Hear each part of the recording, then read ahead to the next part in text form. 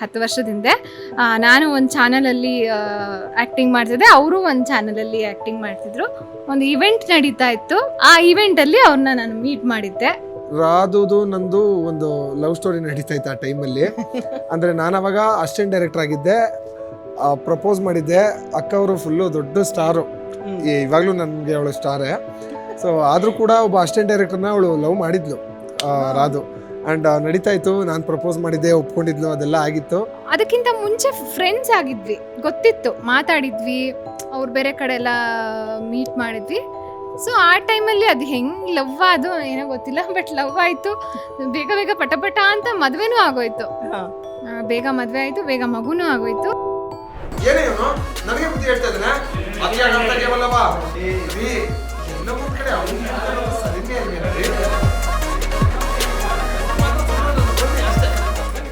Nandagokula ಸೆಟ್ಗೆ ಬರ್ತಿದ್ದಂಗೆ first ನಮ್ಮ ಡೈರೆಕ್ಟ್ರಿಗೆ ನೋಡಿ ಎಲ್ಲ ಮಾತಾಡಿಸಿ, ಆಯ್ತಪ್ಪ ಕೆಲಸ ಮುಂದುವರಿಸಿ, ನಾವು ಒಂದು ರೌಂಡ್ ಹೋಗಿ ಬರ್ತೀವಿ ಅಂದರೆ, ಒಂದು ರೌಂಡ್ ಹೋಗಿ ಬರೋ ಅಷ್ಟರೊಳಗೆ ಎಷ್ಟು ಕತ್ಲಾಗಿದೆ ಅಂದರೆ ಲೈಟ್ಸ್ ಹಾಕ್ಕೊಬೇಕಾಯ್ತು ನಾವು.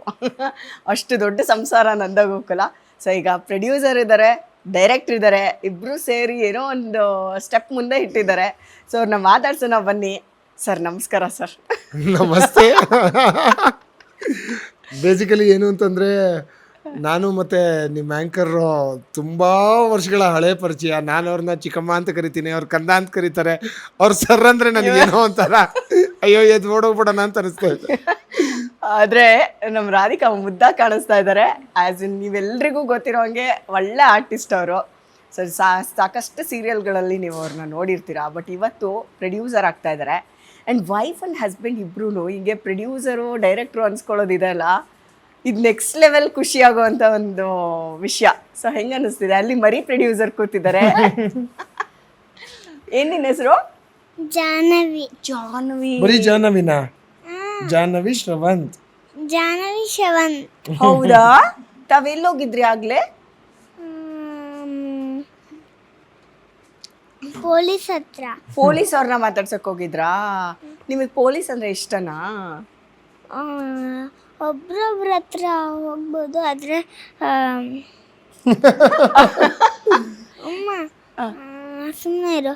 ಒಬ್ರೊಬ್ರು ದೊಡ್ಡವ್ರ ಹತ್ರ ಹೋಗ್ಬೋದು. ದೊಡ್ಡವ್ರ ಹತ್ರ ಹೋಗ್ಬೋದಾ? So sweet. ಈಗ 3 ಜನನ ಒಂದು ಫ್ರೇಮ್ ನೋಡೋಕ್ಕೆ ಒಂದು ಖುಷಿ ಆಗ್ತಿದೆ ನನಗೆ. ಸೊ ರಾಧಿಕಾ, ಈಗ ಆರ್ಟಿಸ್ಟ್ ಆಗಿದ್ದವರು ಪ್ರೊಡ್ಯೂಸರ್ ಆಗ್ಬಿಟ್ಟಿದ್ದೀರಾ. ಸೊ ಏನು ಕತೆ? ಹಿಂಗೆ ತುಂಬಾ ಫಾರ್ಮಲ್ ಆಗಿ ಮಾತಾಡ್ಸ್ಬೇಕಾದ್ರೆ ತುಂಬಾ ಕಷ್ಟ. ಏನಿಲ್ಲ, ಡಿಫ್ರೆನ್ಸ್ ಏನಿಲ್ಲ. ಅವಾಗ ಆ್ಯಕ್ಚುಲಿ ಅವಾಗ ಈಸಿ ಇತ್ತು, ಇವಾಗ ಸ್ವಲ್ಪ ಜಾಸ್ತಿ ಕಷ್ಟ ಇದೆ ಅಷ್ಟೇ. ಅದರ್ವೈಸ್ ಎಲ್ಲ ನಾರ್ಮಲ್ ಆಗಿದೆ. ತುಂಬ ಹಾರ್ಡ್ ವರ್ಕ್ ಮಾಡಿ ನಮ್ಮ ಶ್ರವಂತ್ ಅವರು ಡೇ ಆ್ಯಂಡ್ ನೈಟ್ ನಿದ್ದೆ ಇಲ್ಲೇ ಪಾಪ ತುಂಬ ಕಷ್ಟಪಟ್ಟು ಈ ಒಂದು ನಂದಗೋಕುಲ ಪ್ರಾಜೆಕ್ಟ್ನ ಮಾಡ್ತಿದ್ದೀವಿ. ಆ್ಯಂಡ್ ಎಲ್ಲ ಕ್ರೆಡಿಟ್ಸು ಅವ್ರಿಗೆ ಹೋಗಬೇಕು. ನಂದಗೋಕುಲ ಕ್ಲೀನಾಗಿ ಮಾಡ್ತಾ ಇದ್ದಾರೆ. ಕ್ಲೀನಾಗೆಲ್ಲ ಮಾಡ್ತಾರ? ಏನ್ ಮಾಡ್ತಿದ್ದಾರೆ? ನಂದಗೋಕುಲನ ಕ್ಲೀನಾಗಿ ಮಾಡ್ತಿದ್ದಾರೆ. ಅಯ್ಯೋ ಸೋ ಸ್ವೀಟ್. ಅಲ್ಲ, ಈ ಡೈರೆಕ್ಷನ್ಗೆ ಹಸ್ಬೆಂಡ್ ಡೈರೆಕ್ಟ್ ಮಾಡಬೇಕು ಅಂದ ತಕ್ಷಣ ತಾವು ಪ್ರೊಡ್ಯೂಸರ್ ಆಗಕ್ಕೆ ರೆಡಿ ಆದ್ರಾ, ಅಥವಾ ನೀವು ರೆಡಿ ಆಗಿದ್ಮೇಲೆ ಅವ್ರು ಡೈರೆಕ್ಟರ್ ಆಗಕ್ಕೆ ರೆಡಿ ಆದ್ರಾ? ಇಲ್ಲ, ಆ್ಯಕ್ಚುಲಿ ಪಾಪ ಎಲ್ಲ ಅವ್ರು ರೆಡಿ ಮಾಡಿ ಕೊಟ್ಟಿರೋ ಬಂದಿದ್ದಕ್ಕೆ ನಾವಿದ್ದೀವಿ ಅಷ್ಟೇ. ಸೊ ಎಲ್ಲ ಕ್ರೆಡಿಟ್ಸು ಶ್ರವಂತ್ ಅವ್ರಿಗೇ ಹೋಗಬೇಕು. ಆ್ಯಂಡ್ ಅವ್ರ hard work, dedication, passion, so ಎಲ್ಲಾದ್ರ ಜೊತೆಗೆ ನಮಗೆ ಅವ್ರು ಕೊಟ್ಟಿರೋ ಇದು ಒಂದಷ್ಟೇ. ಸೊ ಯಾ, ಹಸ್ಬೆಂಡ್ ಆರ್ಟಿಸ್ಟ್ ಆಗಿ ಮುಂದುವರಿಬೇಕಂತ ಆಸೆ ಇತ್ತಾ, ಅಥವಾ ಪ್ರೊಡ್ಯೂಸರ್ ಟೆಕ್ನಿಷಿಯನ್ ಆಗಿ ಮುಂದುವರಿಬೇಕಂತ ಆಸೆ? ಆ್ಯಕ್ಚುಲಿ ಪಾಪ ನನಗೆ ನನ್ನ ಯೂಟ್ಯೂಬಲ್ಲಿ ಆ್ಯಂಕರ್ ಇದ್ದಾಗ ನಾನು ಸ್ಕೂಲ್ಗೆ ಹೋಗ್ತಾ ಇದ್ದೆ ಅವಾಗ, ಆಯ್ತಾ, ಎಲ್ಲ ಹೇಳಿಲ್ಲ ಸೀರಿಯಸ್ಲಿ. ಅಂದ್ರೆ ನಾನು ಸ್ಕೂಲಲ್ಲೇ ಇದ್ದೆ ಇಲ್ಲ, ಅವನು ಚೈಲ್ಡ್ ಅವಾಗ. ಹೌದು, ಬಟ್ ನಾನು ಸ್ಕೂಲ್ಗೆ ಹೋಗ್ತಾ ಇದ್ದೆ. ನನಗೆ ಅವಾಗೆಲ್ಲ ನೋಡ್ದಾಗ ಸಿಕ್ಕಾಪಟ್ಟೆ ಇಷ್ಟ. ನಾನು ರೆಡಿ ಆಗ್ತಿರ್ತಿದ್ದೆ, ನಮ್ಮ ಅಕ್ಕ ಯಾವಾಗಲೂ ಹೇಳ್ತಿರ್ತಾಳೆ, ನಾನು ರೆಡಿ ಆಗ್ತಿದ್ದೆ, ಶ್ರವಂತ್ ಬಂದ ತಕ್ಷಣ ಓಡ್ ಬಂದು ಟಿ ವಿ ಮುಂದೆ ನಿಂತ್ಕೊಂಡ್ಬಿಡ್ತಾ ಇದೆ. ಅವಾಗಿನ ಒಂಥರ ಕ್ರಶ್. ಅಂದ ಕಾಲತ್ತು ನಾಚ್ಕೊಂಡ ಶ್ರವಂತ. ಸೊ ಪಾಪ ನನ್ಗಡೆ ನಾಚಿಕೆ ಆಗೋಯ್ತು. ಹೌದು, ಫುಲ್ ನಾಚಿಕೆ ಆಗೋಯ್ತು ಅವನಿಗೆ. ಏನೋ ಗೊತ್ತಿಲ್ಲ, ಅಂದ್ಕೊಂಡಿರ್ಲಿಲ್ಲ ಅವಾಗೆಲ್ಲ. ಅದು ಹೆಂಗೆ ಕನೆಕ್ಷನ್, ಅದು ಹೆಂಗೆ ಇಲ್ಲಿವರೆಗೂ ತಂದು ನಿಲ್ಲಿಸ್ತು ಗೊತ್ತಿಲ್ಲ. ಬಟ್ ಖುಷಿ ಆಗುತ್ತೆ. ಅವಾಗಿಂದ ಕ್ರಶ್. ಕ್ರಶ್ ಅಂತೂ ಇತ್ತು. ಅಂದ್ರೆ ಇಷ್ಟ ಮಾತಾಡೋದು, ಕ್ರಶ್ ಅಂತ ಅಲ್ಲ, ಇಷ್ಟ. ಓಕೆ. ಫಸ್ಟ್ ಡೈರೆಕ್ಟ್ ಆಗಿ ನೋಡಿದ್ದು ಡೈರೆಕ್ಟ್ ಆಗಿ ನೋಡಿದ್ದು ತುಂಬಾ ಒಂದು 10 ವರ್ಷದ ಹಿಂದೆ ಅನ್ಸುತ್ತೆ. 10 ವರ್ಷದ ಹಿಂದೆ ನಾನು ಒಂದು ಚಾನಲಲ್ಲಿ ಆ್ಯಕ್ಟಿಂಗ್ ಮಾಡ್ತಿದ್ದೆ, ಅವರು ಒಂದು ಚಾನಲಲ್ಲಿ ಆ್ಯಕ್ಟಿಂಗ್ ಮಾಡ್ತಿದ್ರು. ಒಂದು ಇವೆಂಟ್ ನಡೀತಾ ಇತ್ತು. ಆ ಇವೆಂಟಲ್ಲಿ ಅವ್ರನ್ನ ನಾನು ಮೀಟ್ ಮಾಡಿದ್ದೆ. ಅವರು ನನ್ನ ನೋಡಿದ್ರಷ್ಟೇ. ಅವಾಗೆಲ್ಲ ಫುಲ್ ಆಟಿಟ್ಯೂಡು, ಹಾಯ್ ಹಾಯ್. ಇಲ್ಲ ಬೇರೆ ಚಾನಲಲ್ಲಿ. So full attitude. ಅವಾಗೆಲ್ಲ ಅವ್ರು ಅವಾಗೆಲ್ಲ ಆಕ್ಟಿಂಗ್ ಸ್ವಲ್ಪ ಆಕ್ಟರ್, ಹೀರೋ ಆಗಿದ್ರು. ಪರಾರಿನಲ್ಲಿ ಬರಾರಿ ಸಿನಿಮಾ ಮಾಡಿ ಪರಾರಿನೇ ಆಗೋಗ್ಬಿಟ್ಟ ಅವನು. ಬಟ್ ಒಂದು ಆಸೆ ಅಂತೂ ಇದೆ, ಗೊತ್ತಿಲ್ಲ ಅವನು ಒಪ್ಕೊಳ್ಳಲ್ಲ. ಬಟ್ ನನಗೆ ನಮ್ಗೊಂದು ಆಸೆ ಇರುತ್ತಲ್ವಾ, ನನ್ನ ಗಂಡ ಸ್ಕ್ರೀನಲ್ಲಿ ಬರಬೇಕು ಅಂತ ತುಂಬಾ ಆಸೆ ಇದೆ. ಅಂದ್ರೆ ಸಿನಿಮಾದಲ್ಲಿ ಬರ್ಬೇಕು, ಸೀರಿಯಲ್ ಬೇಡ ನಂಗೆ. ಅವ್ನ ಖಾಲಿ ಬರೋಕ್ಕೆ ಸೀರಿಯಲ್ ಅಲ್ಲ, ಬಟ್ ಸಿನಿಮಾಗೆ ಬರಬೇಕು, ಒಂಚೂರು ಪ್ರಿಪೇರ್ ಆಗಿ ಬರಬೇಕು ಅಲ್ವಾ. ಇನ್ನೊಂಚೂರು ಪ್ರಿಪೇರ್ ಆಗಿ, ನನಗೆ ಗೊತ್ತಿಲ್ಲ ಏನಾಗತ್ತೋ ಗೊತ್ತಿಲ್ಲ. ಬಟ್ ಅವ್ನಿಗೆ ಇಷ್ಟ ಇಲ್ಲ ಇವಾಗ ಆ್ಯಕ್ಟಿಂಗ್ ಮಾಡೋದು. ಬಟ್ ನನಗಿಷ್ಟ. ನಿನಗಿಷ್ಟನಾ ಕಂದ ಪಪ್ಪ ಆ್ಯಕ್ಟಿಂಗ್ ಮಾಡೋದು? ನನಗಿಷ್ಟ, ಆದರೆ ನಾನು ಆ್ಯಕ್ಟಿಂಗ್ ಕೇಳ್ತಿದ್ದೀನಿ, ಆದರೆ ಅವ್ರು ಮಾಡಿಲ್ಲ. ಆದ್ರೆ ಅವ್ರು ಮಾಡಲ್ವಾ? ಮಾಡಿಸ್ಬೇಕು ನೀನು. ನಿನಗೊಬ್ಳಿಗೆ ತಾಕತ್ತಿದೆ, ನೀವು ಮಾಡಿಸು ಆಯ್ತಾ. ನಿನ್ನ ಮಾತು ಕೇಳ್ತಾರೆ ಅಲ್ವಾ ಪಾಪ, ಅಲ್ವಾ? ಮಾಡಿಸ್ತೀಯಾ? ಆ್ಯಕ್ಟ್ ಮಾಡ್ಬೇಕಲ್ವಾ ಅಪ್ಪ? ಡನ್ನಾ ಡೀಲಾ? ನೋಡಿ ಇವಾಗ ಇದು ಆನ್ ಸ್ಕ್ರೀನ್ ಕಮಿಟ್ಮೆಂಟ್ ಇದು ಅಪ್ಪನ ಜೊತೆ. ನೀನ್ ಮಾತಾಡೋದು ನೀನು ಆ್ಯಕ್ಟ್ ಮಾಡು ಅಂತ ಹೇಳು. ನೀನು ಹೇಳು. ಸರಿ ಕಂದ. ಅಲ್ಲ ಕಂದ, ಈಗ ಇಷ್ಟು ಜನ ಹೇಳ್ತಾ ಇದ್ದಾರೆ ಆ್ಯಕ್ಟ್ ಮಾಡು ಅಂತ. ಸರಿ, ನೀನೇ ಡೈರೆಕ್ಟರ್ ಆಗು, ನೀನೇ ಕತೆ ರೆಡಿ ಮಾಡು, ನೀನೇ ಹೀರೋ ಆಗು. ಯಾರು ಬೇಡ ಅಂದಿದ್ದೀಗ, ಅಲ್ವಾ ರಾಧಿಕಾ? ಇಲ್ಲ, ಡೈರೆಕ್ಷನ್ನು ಮತ್ತು ಆ್ಯಕ್ಟಿಂಗು ಎರಡೂ ಮಾಡೋವಂಥ ತಾಕತ್ತು ನಮ್ಮ ಇಂಡಸ್ಟ್ರಿನಲ್ಲಿ ಉಪೇಂದ್ರ ಸರ್ ಒಬ್ರಿಗೆ ಇದ್ದಿದ್ದು. ಆ್ಯಂಡ್ ಆ ಥರದ್ದೊಂದು ಮಾಸ್ಟರ್ ಪೀಸು ನಾನಂತೂ ನೋಡಿಲ್ಲ ಇಲ್ಲಿವರೆಗೂ. ಅಷ್ಟು ಆ ಲೆವೆಲೆಲ್ಲ ನನಗೆ ಅಷ್ಟೊಂದೆಲ್ಲ ತಾಕತ್ತಿಲ್ಲ. ನಂಗೆ ಡೈರೆಕ್ಷನ್ ಅಂದರೆ ತುಂಬ ಹುಚ್ಚಿದೆ, ಅದನ್ನೇ ಕಂಟಿನ್ಯೂ ಮಾಡ್ಕೊಂಡು ಹೋಗ್ತೀನಿ ಅಷ್ಟೇ ಚಿಕ್ಕಮ್ಮ. ಬೇರೆ ಇವಾಗ ಏನಿಲ್ಲ. ಇನ್ನು ಮುಂದಕ್ಕೆ ಏನಾದ್ರೂ ಒಂದು ಮಾಡೋ, ಸುಮ್ಮನೆ ಹಿಂಗೆ ಇರಬಾರ್ದು. ಇಲ್ಲ ಚಿಕ್ಕಮ್ಮ, ಅಂದ್ರೆ ಇದ್ದಿದ್ರೆ ಪರಾರಿ ಸಿನಿಮಾ ಆಗ್ತಾ ಇರ್ಲಿಲ್ಲ. ಅವಾಗ ನಾವಿಬ್ರು ಸಿಗ್ತಾ ಇರ್ಲಿಲ್ಲ. ಈ ಹೂನೋಸ್ ಯಾರಿಗ್ ಗೊತ್ತು, ಅದು ಅವಾಗ ಬೇರೆ ದಾರಿಯಿಂದ ದೇವ್ರು ಮಾಡ್ತಾ ಇದ್ರು. ಹೌದು, ಯಾರು ಗೊತ್ತಮ್ಮ. ಅವಾಗ ನೆಕ್ಸ್ಟ್ ಹೀರೋಯಿನ್ ಆಗಿ ನೀನ್ ಸಿಕ್ಕಿರ್ತಿದ್ಯೋ. ಆ್ಯಂಡ್ ನನಗೆ ನನ್ನ ಆಡಿಯನ್ಸ್ ಹತ್ರ ಒಂದು ಹೇಳಬೇಕು, ನನಗೆ ಪರಾರಿ ಸಿನಿಮಾ ಸಿಕ್ಕಿದ್ದೆ ನಮ್ಮ ಚಿಕ್ಕಮ್ಮಯಿಂದ. ಅವತ್ತೊಂದು ದಿವಸ ನೆನಪಿದೆಯಲ್ಲೋ ಚಿಕ್ಕಮ್ಮ, ಅಂದರೆ ಬೈಕಲ್ಲಿ ಇಬ್ಬರು ಆ ಡೈರೆಕ್ಟರ್, ಆ ದಿನಗಳು ಡೈರೆಕ್ಟರ್ ಚೈತನ್ಯ ಸರ್ ಮನೆಗೆ ಹೋಗಿ ಕರ್ಕೊಂಡು ಹೋಗಿ ಪರಿಚಯ ಮಾಡಿಸಿ, ಚಿಕ್ಕಮ್ಮ ತುಂಬ ಒಳ್ಳೆ ಹುಡುಗ, ಒಂದು ಚಾನ್ಸ್ ಕೊಡಿಸಿ, ತುಂಬ ಚೆನ್ನಾಗಿ ಮಾಡ್ತಾನೆ, ತುಂಬ ಡೆಡಿಕೇಶನ್ ಇದೆ ಇವನಿಗೆ ಅಂತೆಲ್ಲ ಹೇಳಿ ಆ ಚಾನ್ಸ್ ಕೊಡಿಸಿದೆ ನಂಗೆ ಚಿಕ್ಕಮ್ಮ. ಸೊ ಪರಾರಿ ಸಿನಿಮಾ ಯಾರ್ಯಾರು ನೋಡಿದ್ದೀರಾ, ಅದ್ರಲ್ಲಿ ನಾನು ಆ್ಯಕ್ಟ್ ಮಾಡಿದ್ದೀನಿ ಅಂತಂದರೆ ಅದಕ್ಕೆ ಕಾರಣ ಇವರೇ. ನಿಂಗೆ ನಿಜವಾಗ್ಲೂ ಅದು ತಾಕತ್ತಿತ್ತು, ಅದನ್ನ ಚೈತನ್ಯ ಸರ್ ಗುರ್ತಿಸಿದ್ರು, ನಿನಗೆ ಅದು ಸಿಕ್ತು. ಅದ್ರಲ್ಲಿ ನಮ್ದೇನಿಲ್ಲ, ಅದೆಲ್ಲ ಅಂದರೆ ಪ್ರತಿಭೆ ಇರೋರು ತುಂಬ ಜನ. ಅಂದರೆ ನಾನೊಬ್ಬ ಟೆಕ್ನಿಷಿಯನ್ ಆದಮೇಲೆ ಅದೊಂದು ಅರ್ಥ ಮಾಡ್ಕೊಂಡೆ ಚಿಕ್ಕಮ್ಮ, ಅಂದರೆ ಪ್ರತಿಭೆ ಇರೋರು ತುಂಬ ಜನ ಸಿಗ್ತಾರೆ. ಅವಕಾಶ, ಎಲ್ಲ ಪ್ರತಿಭೆಗಳು ಬೆಳಕಿಗೆ ಬರಲ್ಲ. ಬೆಳಕಿಗೆ ಬರಬೇಕು ಅಂದರೆ ಒಂದು ಅವಕಾಶ ಯಾರೋ ಒಬ್ರು ಸೃಷ್ಟಿ ಮಾಡಿ ಕೊಡ್ಬೇಕು ಅದನ್ನ. ಸೊ ನನ್ನ ಪಾಲ್ಗೆ ಆವತ್ತು ನೀವು ಆಗಿದ್ರಿ. ಆ್ಯಂಡ್ ನಾನು ಅದೇ ಒಂದು ಮೈಂಡ್ ಸೆಟ್ಟು ಇವತ್ತು ಇಟ್ಕೊಂಡಿದ್ದೀನಿ.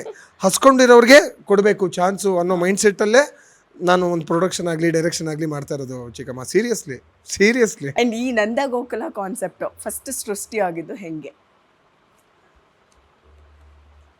ಅಂದರೆ ಬೇಸಿಕಲಿ ತುಂಬ ವರ್ಷಗಳಿಂದ ಸೀರಿಯಲ್ ಆಗಿರಲಿ ಸಿನಿಮಾ ಆಗಿರಲಿ ಒಂದು ಪ್ರೊಡಕ್ಷನ್ ಹೌಸ್ ಓಪನ್ ಮಾಡಬೇಕು ಅನ್ನೋದು ನನ್ನ ಕನಸಾಗಿತ್ತು. 8-9 ವರ್ಷ ಆಗಿತ್ತು. ಇದು ರಾಧುದು ನಂದು ಒಂದು ಲವ್ ಸ್ಟೋರಿ ನಡೀತಾ ಇತ್ತು ಆ ಟೈಮಲ್ಲಿ. ಅಂದರೆ ನಾನು ಅವಾಗ ಅಸಿಸ್ಟೆಂಟ್ ಡೈರೆಕ್ಟರ್ ಆಗಿದ್ದೆ.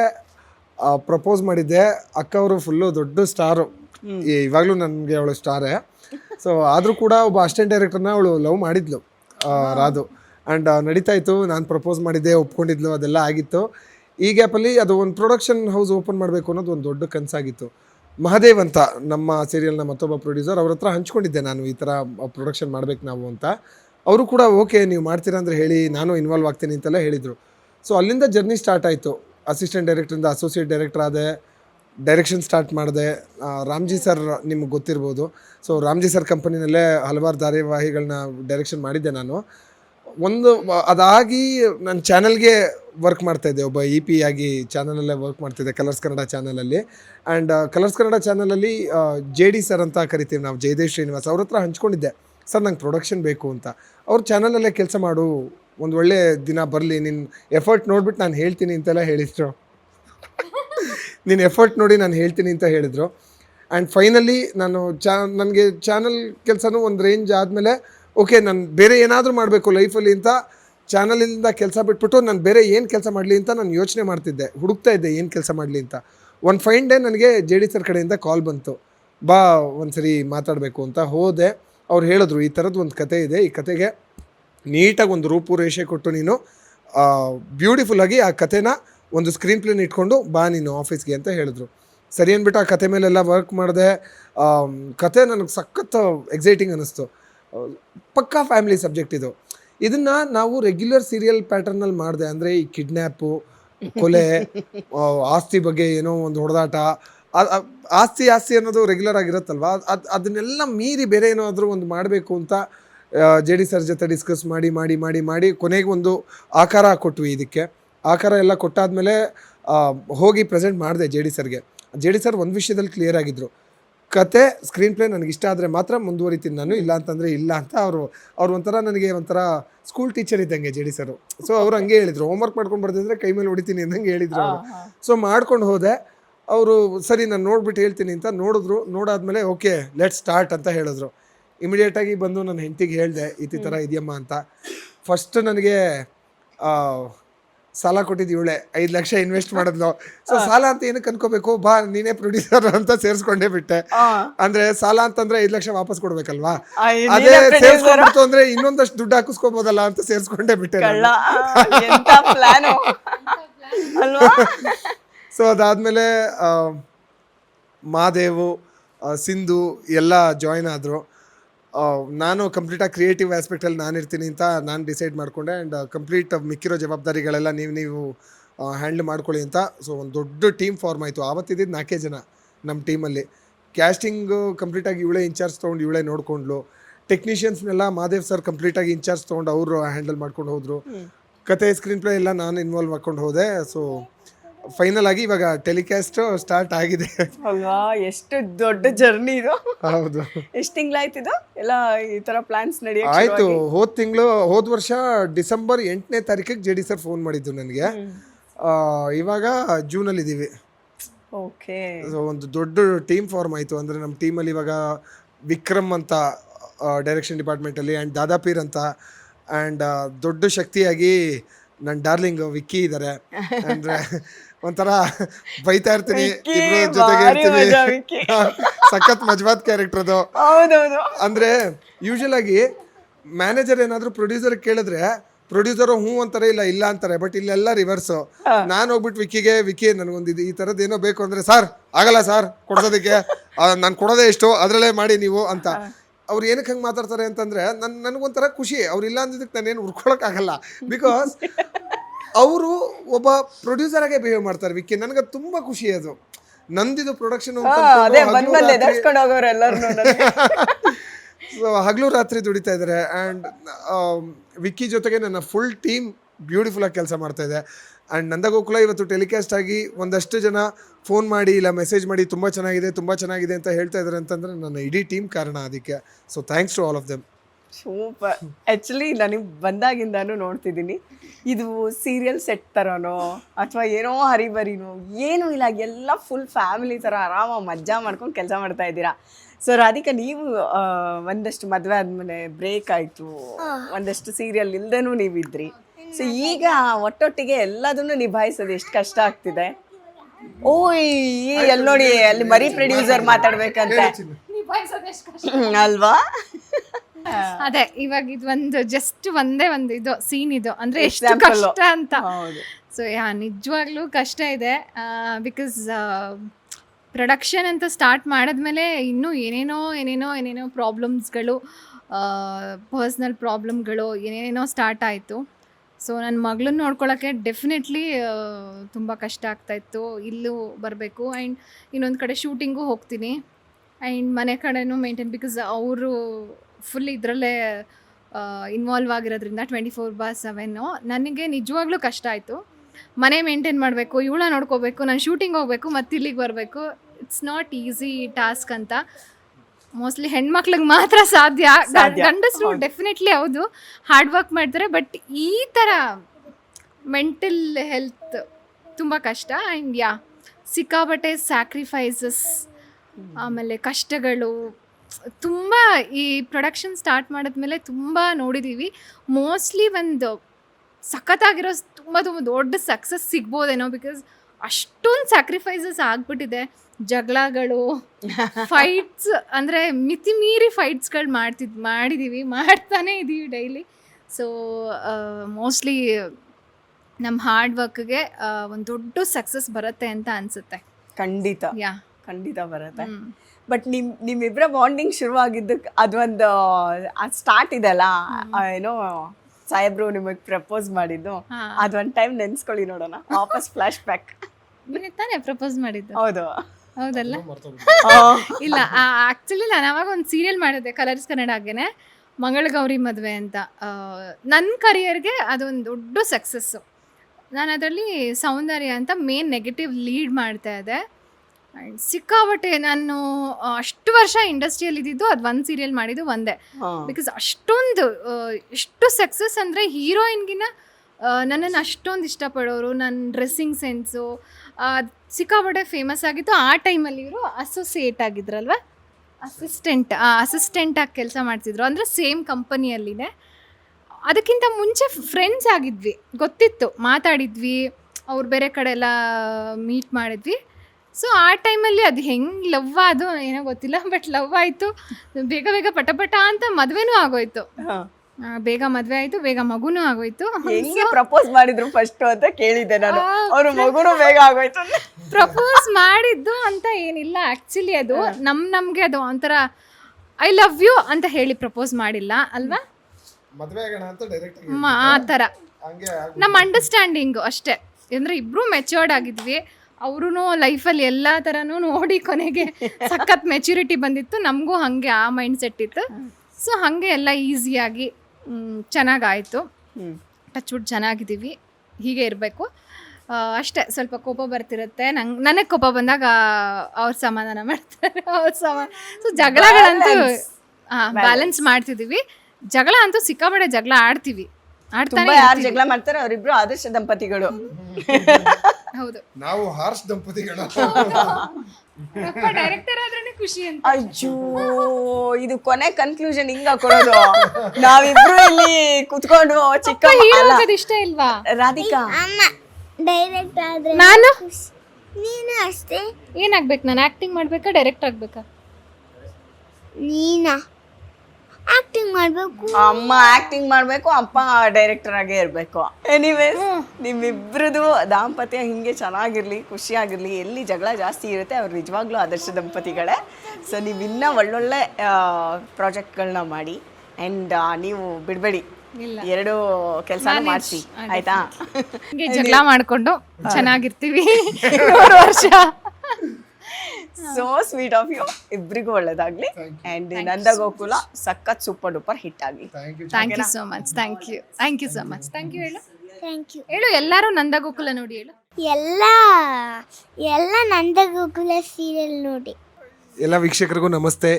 ನಂದಗೋಕುಲ ಸೀರಿಯಲ್ ನೋಡಿ, ಖಂಡಿತವಾಗ್ಲೂ ನಿಮ್ಗೆ ಇಷ್ಟ ಆಗುತ್ತೆ. ಅಂದರೆ ನಾನು ಆಗಲೇ ಹೇಳ್ದ ಹಾಗೆ ರೆಗ್ಯುಲರ್ ಪ್ಯಾಟರ್ನಲ್ಲಿ ಮಾಡ್ತಿರೋಂಥ ಸೀರಿಯಲ್ ಇದು ಖಂಡಿತವಾಗ್ಲೂ ಅಲ್ಲ. ತುಂಬಾ ತುಂಬಿಕೊಂಡಿರುವಂಥ, ತುಂಬಾ ಕಥೆಗಳ ಜೊತೆ ಉಪಕಥೆಗಳು ತುಂಬಿಕೊಂಡಿರುವಂಥ ಧಾರಾವಾಹಿ ಇದು. ಖಂಡಿತವಾಗ್ಲೂ ನಿಮ್ಗೆ ಇಷ್ಟ ಆಗುತ್ತೆ. ಇದರಲ್ಲಿ ಬರುವಂಥ ಪಾತ್ರಗಳು ಅಷ್ಟೇ, ಅಪ್ಪನ ಪಾತ್ರ ಆಗಿರ್ಬೋದು, ಅಮ್ಮನ ಪಾತ್ರ ಆಗಿರ್ಬೋದು, ಮಕ್ಕಳ ಪಾತ್ರ ಆಗಿರ್ಬೋದು, ಎಲ್ಲ ಪ್ರತಿಯೊಂದು ಪಾತ್ರ ಕೂಡ ನಿಮ್ಮ ಜೀವನದಲ್ಲಿ ಬಂದು ಹೋಗಿರೋಂಥ ಪಾತ್ರಗಳು ಅಂತ ನಿಮ್ಗೆ ಖಂಡಿತವಾಗ್ಲೂ ಅನಿಸುತ್ತೆ. ಸೋಮವಾರದಿಂದ ಶುಕ್ರವಾರ ಕಲರ್ಸ್ ಕನ್ನಡ ವಾಹಿನಿಯಲ್ಲಿ ರಾತ್ರಿ 9 ಗಂಟೆಗೆ ಪ್ರಸಾರ ಆಗುತ್ತೆ. ನೋಡಿ, ಹರಸಿ, ಹಾರೈಸಿ. Thank you. Cute family, hero heroine ಥರ ಇದ್ದಾರೆ ಇಬ್ರು. ಬಟ್ ಒಬ್ಬರು ಟೆಕ್ನಿಷಿಯನ್ ಆಗೋಕೆ ಹೊರಟಿದ್ದಾರೆ, ಇನ್ನೊಬ್ರು ಅವ್ರ ಕೆಲಸನ ಜೊತೆಗೇನೆ ಪ್ರೊಡ್ಯೂಸರ್ ಕೂಡ ಆಗಿದ್ದಾರೆ. ಇವ್ರ ಮೇಲೆ ಎಲ್ಲರದು ಆಶೀರ್ವಾದ ಇರಲಿ. ನಂದ ಗೋಕುಲ ಸೂಪರ್ ಡೂಪರ್ ಹಿಟ್ ಆಗಲಿ. ಎಲ್ಲರೂ 9 ರಿಂದ 9:30 ನಮ್ಮ ಕಲರ್ಸ್ ಕನ್ನಡದಲ್ಲಿ ನಂದ ಗೋಕುಲ ನೋಡಿ ಖುಷಿ ಪಡಿ. ಎಲ್ರಿಗೂ ಕನೆಕ್ಟ್ ಆಗುವಂಥ ಒಂದು ಬ್ಯೂಟಿಫುಲ್ ಸ್ಟೋರಿ. ನೀವು ಯಾರೇ ನೋಡಿದ್ರು ನಿಮ್ಮ ತಂದೆ ನಿಮಗೆ ನೆನಪಾಗ್ತಾರೆ, ಇಲ್ಲ ನೀವೇ ತಂದೆ ಆಗಿದ್ರೆ ಓ ಇದು ನಂದೇ ಕ್ಯಾರೆಕ್ಟರ್ ಅನ್ನೋ ಥರ ಒಂದು ಹಾರ್ಟ್ ಟಚಿಂಗ್ ಕ್ಯಾರೆಕ್ಟರ್ಸ್ಗಳನ್ನ ಈ ಸೀರಿಯಲಲ್ಲಿ ನೀವು ನೋಡ್ಬೋದು. ಸೊ ಎಲ್ಲರೂ ಈ ಸೀರಿಯಲ್ ನೋಡಿ ಅಂತ ಹೇಳ್ತಾ ನಾನಿನ್ನು ಹೊಡ್ತೀನಿ. ಸೆಟ್ಟಿಗೆ ಬರಬೇಕಾದ್ರೆ ಉರಿ ಬಿಸಿಲಿತ್ತು, ಈಗ ಚಂದ್ರ ಬಂದುಬಿಟ್ಟಿದ್ದೇನೋ ಏನೋ ಗೊತ್ತಿಲ್ಲ. ಎನಿವೇಸ್ ಇಡೀ ದಿನ ನಾನು ನಂದ ಗೋಕುಲ ಸೆಟ್ಟಲ್ಲಿ ಒಂದು ರೌಂಡ್ ಹಾಕಿ ಬಂದಿದ್ದೀನಿ. ಸೊ ನಿಮ್ಮೆಲ್ರಿಗೂ ಖುಷಿಯಾಗಿರುತ್ತೆ. ಸೆಟ್ಟಲ್ಲಿ ಹೆಂಗೆಲ್ಲ ಕೆಲಸ ನಡೆಯುತ್ತೆ ಅಂತ ಕೂಡ ನೋಡಿರ್ತೀರಾ. ಸೊ ನಾನು ಇನ್ನು ಹೊರಡ್ಲಾ, ಟೇಕ್ ಕೇರ್, ಬಾಯ್. ವಿಶ್ವವಾಣಿ ಟಿವಿ ಸ್ಪೆಷಲ್ ನಿಮ್ಮ ಕುಟುಂಬಕ್ಕೊಂದು ಪರಿಪೂರ್ಣ ಯೂಟ್ಯೂಬ್ ಚಾನೆಲ್.